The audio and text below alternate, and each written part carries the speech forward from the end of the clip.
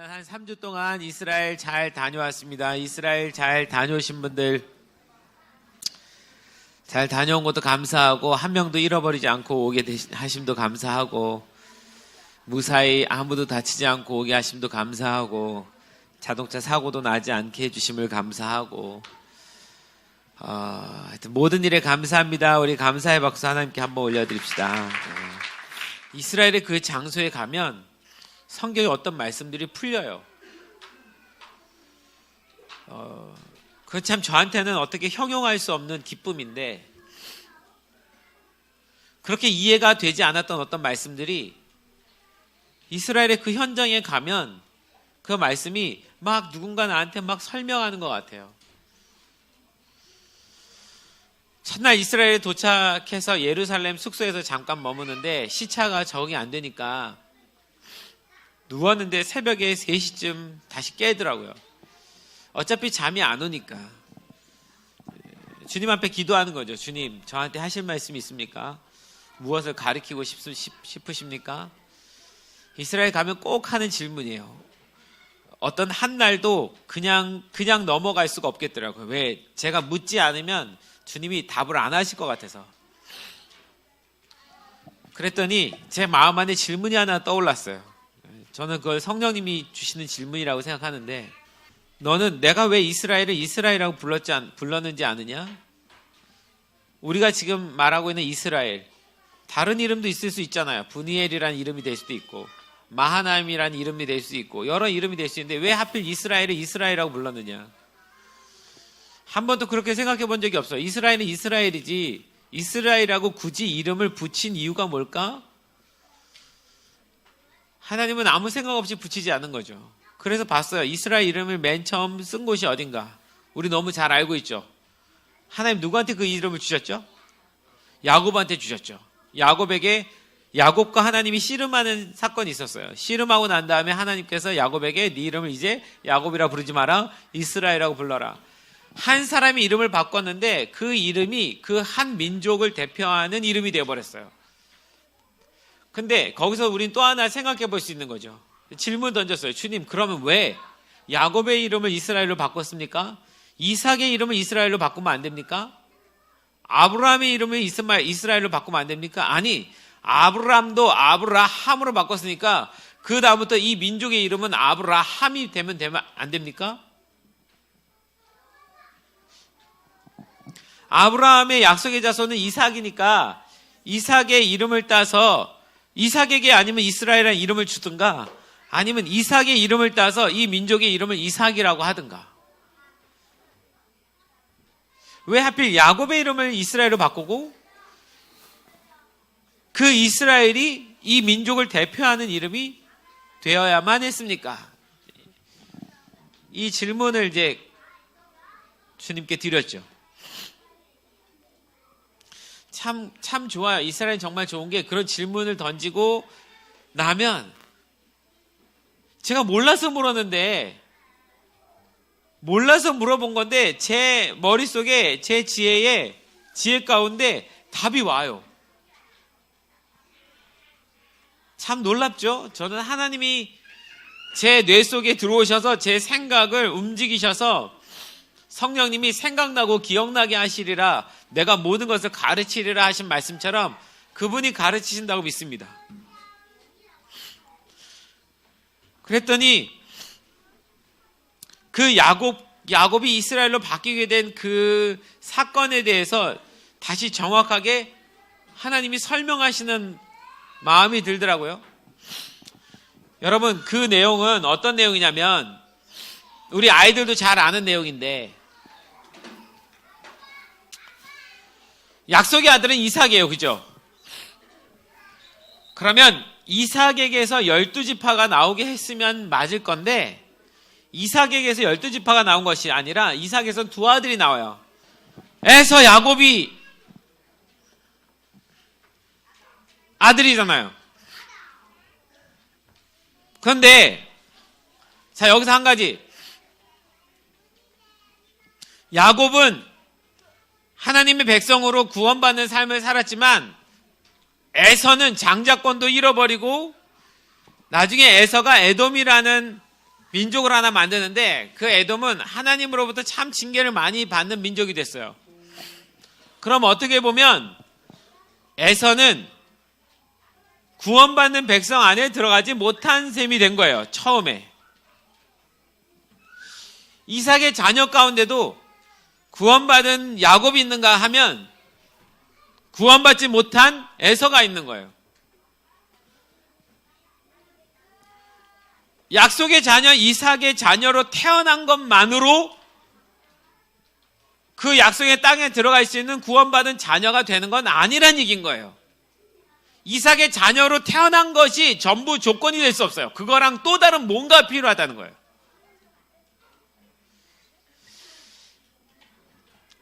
장자권의 축복은 에서가 먼저 갖기로 되어 있어요.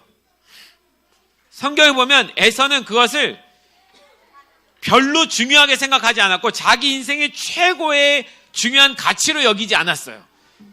그냥 자기는 장자권을 갖고 있는 사람이라고 생각했지 그걸 정말 가치 있게 여기는 마음을 가지지 못했어요. 반면 야곱은 장자권을 갖지 못했어요. 그런데 에서보다도 그 장자권이 얼마나 소중한지를 더 깨닫는 자였어요. 이걸 다른 말로 말하면 그 구원의 기쁨을 에서는 가치 없게 여겼지만 야곱은 굉장히 가치 있게 중요하게 여긴 거예요. 그래서 야곱은 그것을 가지기를 원했고 지키기를 원했고, 근데 에서는 팥죽 한 그릇에 팔아도 될 만큼 우습게 여겼어요. 어떤 때 보면 저도 그런 생각합니다. 어떤 이렇게 살다 이렇게 보면 누구를 보면서 그런 생각이 드는 거예요. 물론 우리 성도들 중에도 그럴 수도 있고 바깥에 있는 어떤 그리스도인들을 보면서도 그런 생각이 드는 거예요. 야, 이 사람은 팥죽 한 그릇에 하나님의 은혜와 하나님의 영광을 팔아버렸구나. 그런 생각이 때때로 드는 거예요. 그 순간 그 팥죽이 너무 중요하니까 하나님의 약속을 잠깐 버리는 거예요. 근데 에서가 그런 마음을 갖는 건 뭐였냐면 어차피 그런다고 해도 내 건 내 거니까 이렇게 생각한 거예요. 너무 당연하게 내 거라고 생각한 거예요. 그런데 하나님은 당연하지 않았어요. 그 사건을 보면 하나님은 당연히 네 거야라고 하지 않았어요. 결국은 그것을 야곱에게 주어졌습니다. 왜? 사모하는 자가 가져갔어요. 하나님 나라도 마찬가지입니다. 하나님 나라는 사모하는 자가 가져가는 거지 그냥 약속의 자녀로 태어났으니까 당연히 가져가는 거다 아니에요. 자, 다시 한번. 약속의 자녀는 이삭이에요. 근데 이삭은 누구를 대표하냐면 예수님을 대표해요. 이삭을 아브라함이 어느 산에 가서 이삭을 바쳤죠? 모리아 산에 바쳤잖아요. 근데 우리가 아는 것처럼 그 모리아 산은 후에 시온산, 예수님을 십자가에 못 박는 갈보리 언덕, 그 산이 바로 모리아 산입니다. 하나님은 나중에 후에 당신의 아들, 독생자 아들을 바칠 그 장소에 아브라함의 아들 이삭을 먼저 바쳤어요. 그거는 그 약속이란 건 하나님의 그 사랑에서부터 시작됐다는 걸 설명하기 위해서. 그러니까 우리가 그 십자가에 못 박혀 돌아가신 그 예수를 믿는 믿음으로 구원받는 건 맞아요. 그 믿는 믿음으로 그 약속의 자녀가 되는 것이 맞습니다. 야곱과 에서가 그 이삭, 이스마엘도 아닌 이삭의 자녀로 태어나는 것이 구원의 시작인 건 맞아요. 그럼에도 불구하고 에서는 잃었어요. 그건 무슨 의미입니까? 예수 그리스도를 믿는 자녀로 내가 거듭났다고 태어났다고 하지만 그러나 에서같이 그 거듭남의 그 구원의 그 천국의 그 소망 그 기쁨을 야곱처럼 정말 중요시 여기고 평생 그것을 위해서 살아가려고 하는 사람이 아니라면 에서처럼 나는 이미 얻었으니까 나는 이삭의 자녀니까 그 장자권 내 거니까 라고 생각하는 사람이라면 그냥 그렇기 때문에 팥죽 하나에 팔아도 괜찮아 어차피 내 거니까 구원이 마치 나에게 주어진 이미 따놓은 어떤 것처럼 절대 나는 구원을 잃어버리지 않을 사람처럼 살아간다면 그는 에서일 수 있어요. 그런데 잃어버릴 수 있습니다.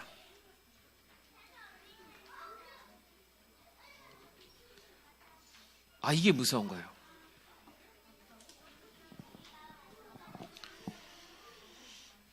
그래서 약속의 자녀에게서 태어났느냐라는 사실 중요해요. 약속의 자녀에서 태어난 중에 그 약속을 믿는 자까지 되어야 구원받는 백성이 되는 건데, 약속의 자녀로 태어났다라고 끝내버리고 그 다음에 믿음으로 사는 삶이 없다면 에서처럼 되는 거예요.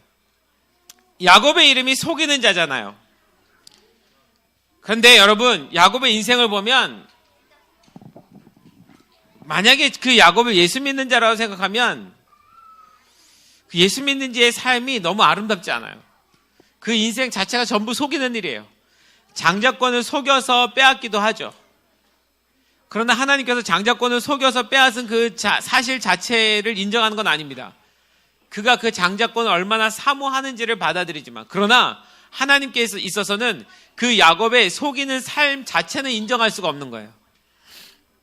야곱이 라반의 집으로 도망가죠. 에서가 죽일까봐. 그 라반의 집에 가서 큰 떼를 이루어서 큰 재산을 얻게 됩니다. 그 재산을 얻는데도 굉장한 꾀를 써서 지혜를 가지고 큰 재산을 얻어요. 그리고 거기서 두 아내를 얻죠. 라헬과 레아를 얻었잖아요. 얻고 돌아오는데, 야곱이 돌아오면서 뭐가 두렵냐면 다시 본토 친척 아비 집으로 돌아가는데 거긴 에서가 살고 있는 거예요. 에서가 자기를 죽일까봐 겁이 나는 거예요. 여러분, 이 내용 다 알고 있죠? 그래서 겁이 나니까 야곱이 꾀를 쓰기 시작해요. 근데 야곱이 막 겁이 나 있을 때 그 수많은 양떼들과 식구들과 가정과 그 아이들 11명을 데리고 돌아가는데 너무 두려워하니까 하나님이 야곱 앞에 천군 천사를 보여주셨어요.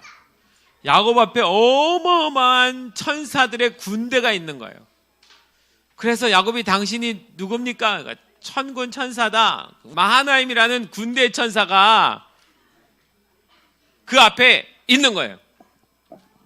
그러니까 하나님은 뭘 보여줬냐면, 야곱아, 뭐 하지 마. 두려워하지 마. 걱정하지 마. 왜? 누가? 여호와가 누구를 보냈어 지금?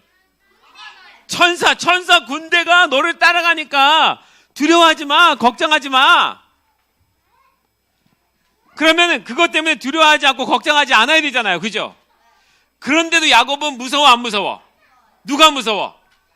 에서가 무서운 거예요. 그러면 야곱은 에서가 더 두려운 거야? 하나님이 더 두려운 거야? 에서가 더 두려워. 천군 천사도 가도 에서를 이기지 못할 거라고 생각하는 거야.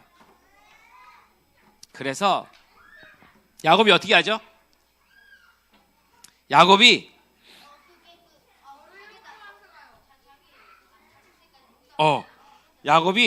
떼를 나누는데 그 자기의 모든 재산을 세 떼로 나눕니다. 세 수로 구분해요. 그래서 맨 앞에 한 그룹을 보내. 만약에 에서가 자기를 죽이려고 400명의 사람들하고 오다가 이 수많은 재산을 보고 이 재산을 받으면서 기분이 좋아서, 아, 내가 야곱을 살려놔야겠구나, 이런 마음을 가지면 좋겠다라는 생각에 재산을 앞으로 한 떼씩 보내요. 만약에 그 앞에 있는 떼를 다 죽이고 왔는데 그 다음에 또 재산을 보고, 아, 내가 이제라도 취해야지, 이런 생각을 가지면 좋겠다. 만약에 또 두 번째 떼도 죽이고 세 번째 와서, 아, 내가 이제라도 야곱을 축복하고 이 재산을 받아야겠다. 그래서 에서의 마음을 달리려고 재산을 셋으로 나눠서 앞으로 내보내는 거예요. 굉장히 전략적이죠. 계산적이에요. 여러분, 세상에서는 지혜 있는 사람입니다. 전략적인 사람이죠. 이걸 지혜라고 말할지 모르겠어요. 그런데 적어도 그는 누구는 믿지 않아요. 누구를 안 믿는 거야? 하나님이 도와주실 것에 대한 믿음은 없는 거야. 그러니까 때때로 우리가 하나님 앞에서 이 세상에서 살아가면서 우리의 계획과 우리의 전략을 세웁니다. 사람들이 볼 때 굉장히 계획적이고 똑똑하다고 생각해요. 그러나 그 계획의 뒤에 이면에는 하나님은 뭐라고 하냐면, 너는 나는 믿지 않는구나. 너는 너의 생각을 믿고 너의 계획을 믿는 거지. 너는 철저히 너의 꾀를 믿는구나. 너는 나를 믿지는 않는구나.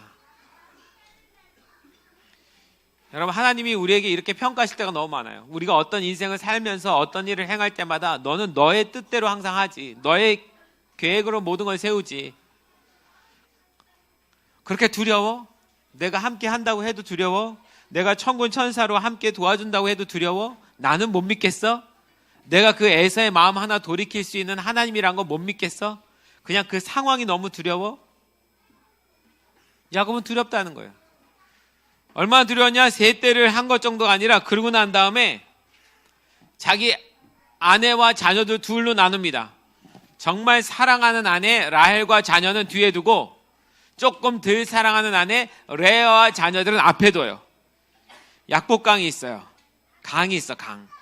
그 약복강을 건너서 레아와 그 자녀들은 앞으로 보내고 그 뒤에다가 라헬과 자녀들을 세워요. 그래서 만약에 에서가 와서 레아의 자녀들을 죽이더라도 라헬의 자녀들은 도망갈 수 있기를 바라는 마음에. 여러분, 이게 말이 안 되는 얘기잖아요. 정말 말이 안 되잖아요. 그런데 야곱은 그렇게 했어요. 얼마나 두려워하는 사람인지 알겠죠. 얼마나 자기 자신을 소중하게 여기는 사람인지 알겠죠. 마지막 때니까. 근데 그러고 나서 약복강에다 건네주고, 중요한 건 자기는요 그 약복강을 다시 건너왔어요. 건너와서 언덕 위에 올라가서 언덕 위에서 그 모든 장면을 지켜보고 있는 거예요. 요번에 이스라엘 가신 분들 알겠지만 언덕에서 보면 밑에 다 보이잖아요. 거기서 보이는 거예요. 저 첫 번째 때, 두 번째 때, 세 번째 때, 그리고 레아와 레아의 자녀들, 라헬과 라헬의 자녀들이 쭉 걸어가는 게 한눈에 보여요. 거기서 야곱은 뭐 하고 있었던 걸까? 기도? 지켜보고 있어. 왜 지켜봤어? 뭐 하려고? 맨 마지막에 라헬까지 죽으면 도망가려고.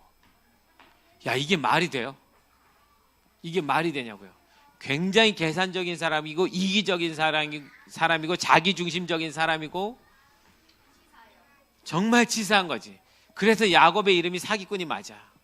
그가 하나님의 장자권을 사모한 건 맞지만 하나님은 그런 인생을 그렇게 살아가는 거 원치 않는 거예요. 네가 하나님의 나라를 사모하는 건 맞아. 그러나 네 욕심이 아니라 그건 날 믿는 믿음으로 살아가는 거지. 이걸 가르쳐야 되는데 그러고 있는 거예요. 그 하나님과 야곱이 함께 무언가를 가지고 막 실갱이를 하기 시작한 거예요. 그 실갱이는 하나님은 그거죠. 야곱, 너 나 믿지 못해? 내가 이 문제 다 해결할 수 있다는 거 너 믿지 못해? 내가 천군 천사를 데리고 가서 에서의 문제를 해결할 수 있다는 거 믿지 못해? 너 꼭 이런 식으로 해야지 돼? 너 꼭 이런 식으로 모든 걸 다 해야 되겠어? 네 계획으로 전부 이렇게 해야 돼? 나 못 믿어? 맨 마지막에 너 혼자 도망갈 생각하는 거야? 그리고도 네가 장자권의 축복을 받을 만한 사람이라고 생각해? 너 믿음이 있는 거야 없는 거야? 너 믿음이 있어 없어? 지금이라도 돌려. 그러면 내가 너랑 맨 앞에 가줄게. 야곱은요? 안 됩니다. 그래도 나는 두렵습니다.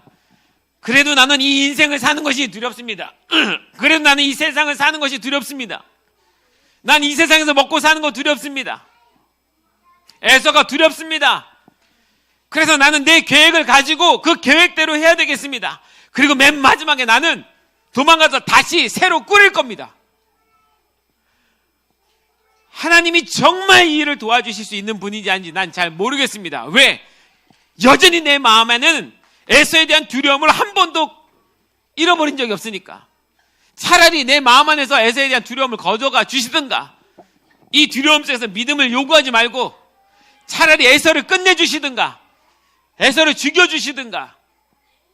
왜 그렇게 해결 안 하시고 나한테 믿음을 요구하십니까? 이 싸움인 거예요. 서로 믿음을 보여다오. 싫습니다. 제 계획대로 할 겁니다. 믿음을 보여다오. 아닙니다. 제 계획대로 할 겁니다.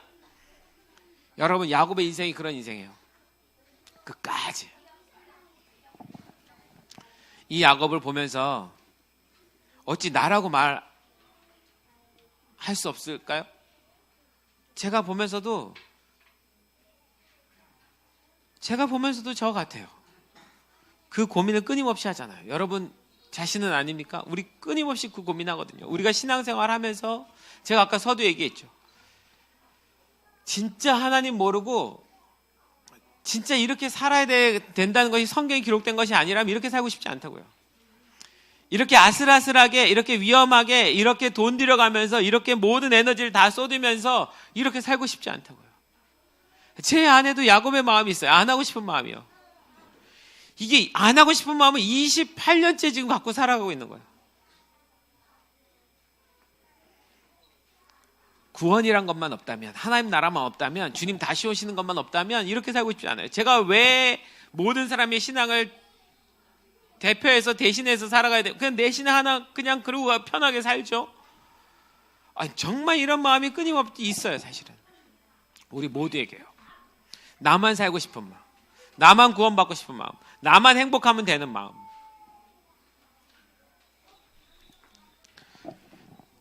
그래서 하나님께서 도저히 싸우다가 이길 수가 없어요. 그래서 성경이 그렇게 말했죠. 내가 야곱과 싸웠는데 씨름하는데 도저히 이길 수가 없더라. 여러분 여기서 이기다라는 단어가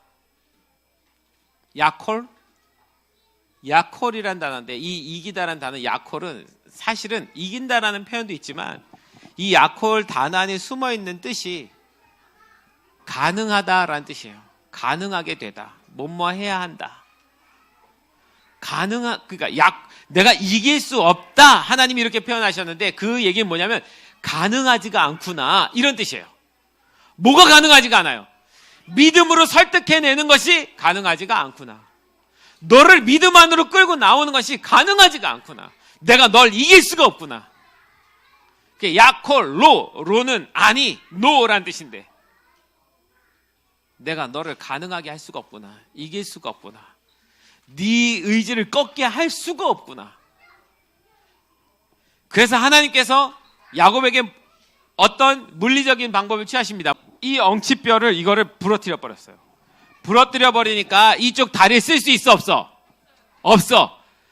왜 엉덩이를 부러뜨렸어? 그 상태로 도망갈 수 있어, 이제 없어? 마지막 믿었던 건 뭐야? 다리. 맨 마지막에 의지했던 건 자기 다리예요. 이 다리로 도망가겠다고. 야, 여러분, 야곱의 인생이 이렇게 비참한 인생이야. 끝까지 자기 다리 하나 믿고, 그러니까 하나님이 네가 마지막 믿는 거 다리 분질러 버린 거예요. 그래서 야곱이 평생을 뭐 했더라? 절었더라. 그러니 이제 에서가 다 치고 와서 맨 마지막에 와도 도망갈 수 있어, 없어? 없어요. 그러니까 야곱이 하나님을 어떻게? 붙잡아. 여러분, 씨름이란 뜻, 씨름이란 단어가 아카브가 무슨 뜻인지 아세요? 아카브라는 단어는, 이걸 씨름이라고 번역을 해서 그런데 아카브는 붙잡다라는 뜻이야. 야곱이 그 천사인지 하나님인지 붙잡고 놔주질 않는 거야. 아카브한 거예요. 씨름이 아니지. 살려달라고. 여기서 이 천사를 놓치는 순간, 이 하나님 놓치는 순간 자긴 다리 입이 부러졌어. 이 상태에서 에서가 치고 들어오면 그냥 죽는 거야. 그러니까 당신이 이 문제를 이제 해결해달라고. 이제 당신이 해결해달라고. 이제 나는 마지막까지 다 부러졌으니까, 나는 아무것도 못하겠으니까 당신이 해결해달라고. 붙잡고 늘어진 거예요. 그제서야 하나님이 야곱하고 상대가 되는 거야. 야곱이 이제 난 당신을 믿을 수밖에 없습니다. 당신이 이 문제를 해결해 주셔야 됩니다라고 이제 고백하면서 나온 거야. 그래서 네가 이겼다라는 표현을 씁니다. 사실 이긴 게 아니야. 아까 뭐라 했죠? 이기다는 단어가 가능하게 됐다. 이제 가능하게 됐다. 이제 네가 내 말을 듣는 것이 네 뜻을 접고 내 뜻을 받아들이려고 하는 그것이 이제 가능해졌구나. 야콜, 이제 가능해졌구나, 이런 뜻이에요.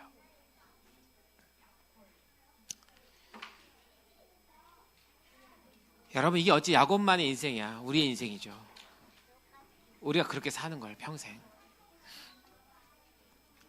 우리가 하나님 믿는다 하지만 평생 그런 마음으로 사는 걸. 어느 때가 되면 이런 에서와 같은 이런 두려운 시기가 딱 오면 평소에는 그냥 잘 주님 믿고 살아가는 것 같다가 어떤 순간이 딱 오는 순간 갑자기 인간적인 생각으로 모든 일을 진행하는 때가 오거든. 그리고 그것을 마치 하나님의 일인 것처럼 합리화하면서 또 가거든. 근데 하나님은 알아요. 너의 계획이잖아. 너의 생각이잖아. 그때 하나님이 씨름을 요청합니다. 나랑 씨름하자. 그 씨름은 네가 나를 붙잡는 씨름이야. 나를 붙잡아야 돼. 네 계획을 붙잡는 것이 아니라 나를 붙잡아야 돼. 나를 붙잡으면 살고 네 계획을 붙잡으면 죽는 거야. 만약에 여기서 야곱이 알겠습니다라고 붙잡았으면 환도뼈 부러지지 않은 상태로 붙잡을 수 있는 거예요.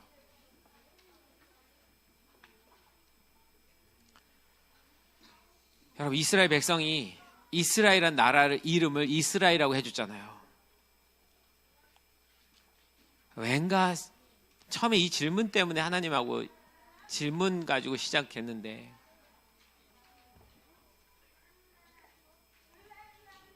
하나님이 이스라엘은 누가 이스라엘이 될 수 있는지 아느냐? 나하고 씨름해서 자기의 의지를 다 꺾은 사람이 참 이스라엘이다.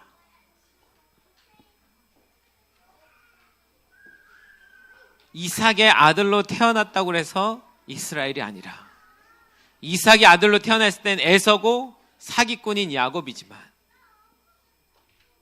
결국 나를 붙잡는 자가 사기꾼 같은 야곱이라 할지라도 나를 붙잡는다면 그가 이스라엘이 되는 거지. 하나님이 이스라엘 백성을 통해서 온 열방에 가르쳐주고 있습니다. 나랑 변론하자. 나랑 씨름하자. 너의 모든 생각, 너의 모든 계획, 너의 인간적인 것들 내려놓고 나랑 씨름하자. 나를 믿어라. 날 의지해. 나만 바라봐. 이 씨름을 요청하신 거죠. 한 민족에게 그 씨름을 요청한 거예요. 하나님을 의지했을 때 하나님께서 어떻게 도우시는지, 하나님을 의지하지 않았을 때 환도뼈가 어떻게 부러지는지, 그걸 한 민족을 통해서 계속 설명을 하는 거예요. 여러분, 우리가 이스라엘 민족의 역사를 대강 알잖아요.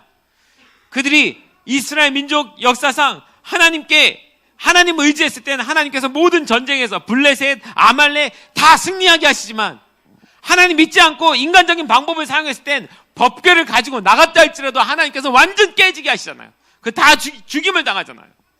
그런 야곱을 데려다가 결국 하나님만 의지하는 이스라엘을 만드는 거, 이스라엘 민족을 하나님께서 그렇게 열방 가운데 드러내 놓으신 거예요. 이 민족을 통해서 보라는 거예요. 나를 믿고 사는 삶인지 아닌지를. 그래서 이스라엘 민족이 겪는 아픔을 보면서 모든 민족이 진짜 하나님을 의지하면서 살아가야 되는 것이 무엇인지를 설명하는 거예요. 그 민족을 통해서. 그러니까 홀로코스트 같은 환도뼈를 부러뜨려 버리잖아요. 모든 재산 다 잃고 수많은 사람들이 죽고 나서 아무것도 없을 때 이스라엘 백성이 비로소 깨달았어요. 우리가 우리의 나라를 되찾지 않으면 우리의 자손은 평생 이렇게 살아갈 수밖에 없겠구나. 하나님이 돌아가라고 했으니 이제 돌아가자. 갈 때 되니까 아무것도 없는 빈털터리로 가는 거예요. 그래도 괜찮아요. 이제 자기의 의지를 꺾었으니까, 자기의 생각을 꺾었으니까. 여러분, 우리의 평생의 신앙의 싸움은 내 생각 꺾고 하나님 뜻 따르냐 안 따르냐 이거의 싸움입니다. 내가 예수님 믿는 순간 내 생각을 다 꺾은 것 같죠? 아니요. 그건 시작이었을 뿐이에요. 이제 꺾겠습니다라고 말한 것이 예수님 믿겠다는 고백이었던 거야. 그런데 말은 그렇게 해놓고 그 다음엔 안 꺾고 자기 뜻대로 사는 거지. 야곱처럼. 그러니까 평생 야곱으로 사는 거예요. 여러분, 우리 인생에 정말 중요한 순간이 있는데 야곱을 이스라엘로 바꿔주는 시간이 필요합니다. 우리한테.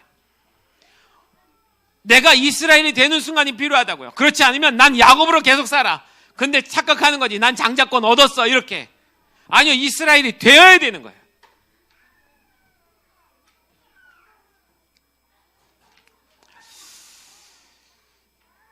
야곱이 이스라엘이라는 이름을 얻고 어떻게 합니까? 부러진 다리를 가지고 약복강을 건너요. 건너가서 라헬과 레아의 그 자녀들 맨 앞에 자기가 섭니다. 그 종들 앞에까지 걸어가기는 시간이 안 맞았겠지. 그래서 자녀들 다 뒤로 물러요. 그리고 맨 앞에 자기가 나가요. 이제 죽어도 괜찮다고 생각하고 가는 거예요. 자기 계획을 다 접었습니다. 신기한 일이 일어났어요. 에서가 달려왔는데 에서가 아무도 죽이지 않았고 야곱을 끌어안고 우는 거예요. 내 동생 야곱아, 내가 널 얼마나 보고 싶어 했는데. 이미 에선 올 때부터 하나님 마음을 바꿔놓은 상태예요. 약복강에서 싸우고 있을 때 사실 에서는 죽이려고 하는 게 아니라 야곱 보고 싶은 마음에 달려오고 있었는데 하나님은 그걸 아는데 야곱은 모르는 거예요. 두려움 속에 사는 거야. 이미 상황은 바뀌었다고요. 바뀌었는데도 모르는 거야. 그제서야 둘이 부둥켜 안고 화해하죠. 하나님 모든 상황을 바꿨습니다. 왜 이스라엘이라는 이름을 주었을까? 이스라엘은요, 다른 게 아니더라고요. 하나님하고 씨름하는 자입니다. 다른 말로 말하면 하나님 붙잡는 자예요. 자기의 개인적인 인간적인 계획, 생각 다 내려놓고 하나님 붙잡는 사람. 그 붙잡는 사람을 이스라엘이라고 말하는 거예요. 이스라엘에게 구원이 있다면 그렇게 자기의 뜻을 내려놓고 하나님 붙잡는 사람, 세상의 모든 어떤 상황과 여파가 두려운 것이 아니라 그걸 더 이길 만한 하나님의 능력이 있음을 믿는 사람, 그 사람이 이스라엘이에요. 결국 내 뜻을 꺾지 않고 내 계획을 내려놓지 않고 그냥 자기의 뜻, 자기의 계획대로 살아가는 사람이라면 이스라엘이 될 수 없는 거죠. 그런데 그렇다고 해서 끝은 아닙니다. 참 아픈 일이지만 하나님께서는 우리를 이스라엘 만들기 위해서 맨 마지막에 치는 방법이 뭡니까? 한도뼈 부러뜨리는 거예요. 마지막 최후의 보루, 그걸 그냥 부셔버려요. 그래서 더 이상 도망갈 수 없게 만들어버려요.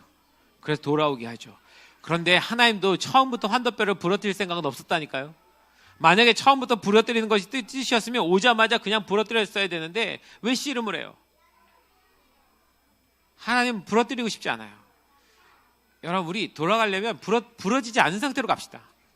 멀쩡한 두 다리로 주님 앞에 가서 주님과 함께 하자고요. 야곱 인생 그대로는 끝입니다. 이스라엘이 되지 않으면 끝이에요. 장자권을 얻었으니까 될 거다? 아니에요.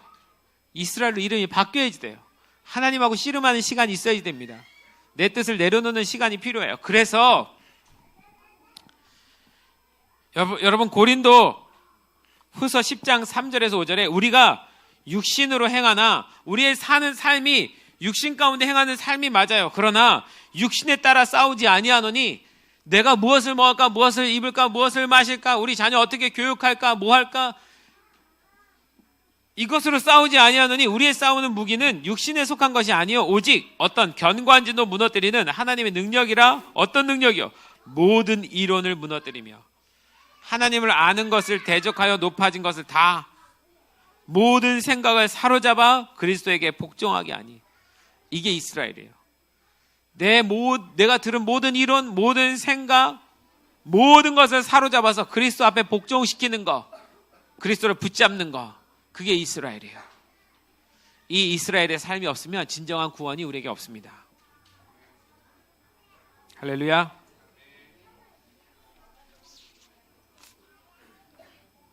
야곱이 이삭의 축복을 받았을 때 이삭에게 장자의 축복을 받는 그 시간, 이스라엘이라는 이름을 얻은 것이 아니에요. 장자의 축복을 받는 그 순간 축복 가운데 이스라엘 이름을 얻은 것이 아니라 축복받고 난 후에 그가 약복강에서 하나님과 씨름 가운데 자신의 뜻을 내려놨을 때 이스라엘이라는 이름을 받아요. 우리가 예수를 믿겠다고 고백한 그 순간 우리의 구원의 여정이 시작됐고 장자권을 얻었죠. 그러나 그 장자권이 실제로 우리에게 사용되어지는 건 우리가 이스라엘로 바뀔 때입니다.